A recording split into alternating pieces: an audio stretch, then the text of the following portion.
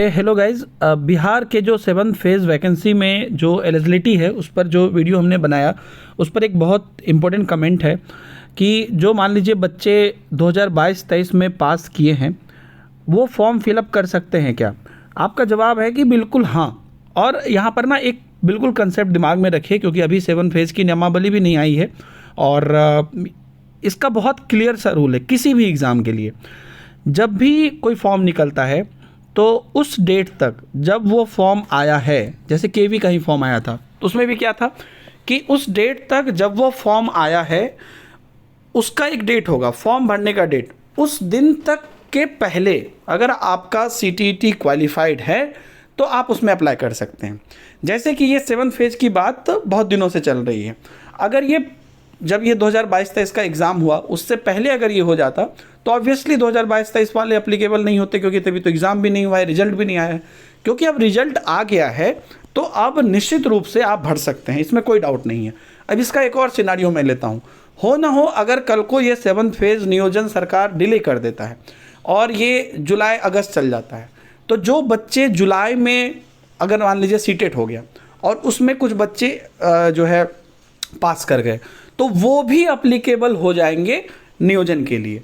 तो कभी भी कोई भी जब शिक्षक भर्ती आती है, बहाली आती है, या चाहे कोई भी KVS हो, DSSB हो या सुपर टेट हो या कोई भी जो एक्चुअल में शिक्षक भर्ती होती है या नियोजन होता है, उसका रूल यही होता है, वो उसमें जब आपसे वो सबमिट लेगा उस डेट तक में या तो उसमें डेट मेंशन कर देगा या बाय डिफ़ॉल्ट आप समझ जाइए कि जब ये नियोजन हो रहा है, जिस समय पर आप नियोजन कर रहे हैं और वो जब फॉर्म निकाले हैं उस समय तक में अगर आपका सीटेट क्वालिफाइड है तो आप उसमें आराम से फॉर्म भर सकते हैं, बशर्ते कि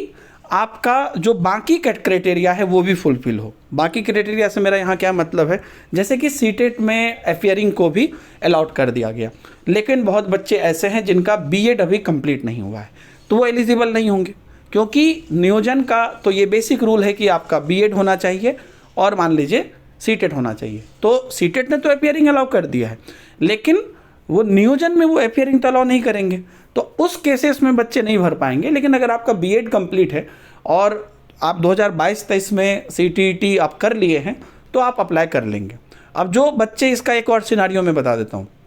कि जो बच्चे मान लीजिए अभी सीटेट क्वालिफाइड कर लिए हैं लेकिन उनकी जुलाई अगस्त तक में जाके उनका बीएड कंप्लीट होता है, तब जाके अगर ये डिले हो जाता है नियोजन तो उस टाइम तक में वो भी बच्चे अप्लाई कर पाएंगे जो सीटेट अभी क्वालिफाइड हैं और उनका बीएड 6 महीने बाद कंप्लीट होने वाला है। आप समझ गए। तीसरा सिनारियो मैंने पहले ही बता दिया कि बीएड कंप्लीट है लेकिन अभी सीटेट नहीं निकला, तो अगर वो जुलाई में निकलता है और ये फॉर्म डिले हो जाता है तो उस केस में भी अप्लाई कर पाएंगे। मतलब सिंपल सी बात है कि जिस डेट में आपको ये नियोजन हो रहा है उसमें एक डेट मेंशन होगा, उस डेट से पहले आपका बीएड और सीटेट क्वालिफाइड होना चाहिए। सिंपल।